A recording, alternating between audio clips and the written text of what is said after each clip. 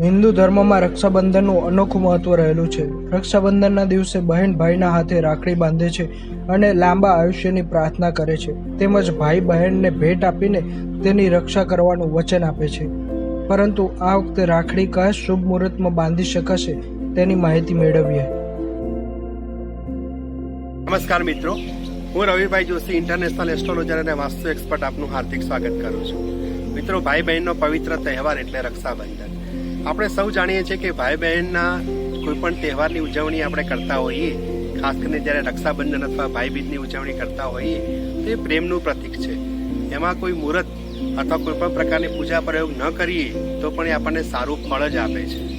ઘણા લોકો આના વિશે કહેતા હોય છે કે ભાઈ બંધના પવિત્ર તહેવારમાં જ્યારે રાખડી બાંધવાની તેમાં કોઈ મુહૂર્તની જરૂર નથી પડતી.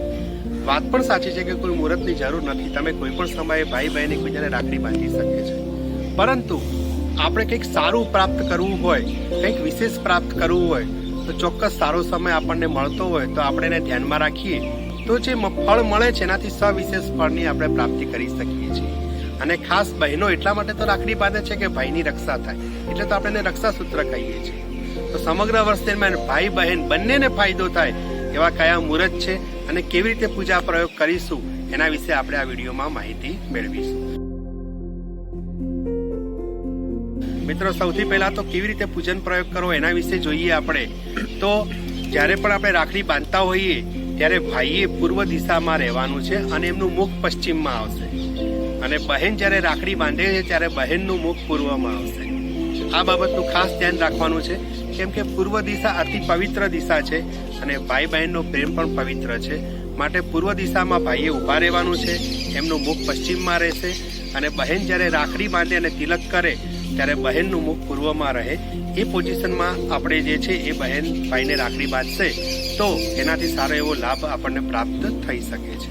બીજી એક વસ્તુ મિત્રો, આજકાલ જ્યારે આપણે ભાઈ બહેનને રાખડી બાંધતી હોય ત્યારે મોઢું મીઠું કરવામાં ચોકલેટનો ઉપયોગ કરતા હોઈએ છીએ. મિત્રો, આ સદંતર ખોટું છે. આપણી ભારતીય પરંપરામાં ક્યાંય મોં મીઠું કરવામાં ચોકલેટનો ઉલ્લેખ નથી.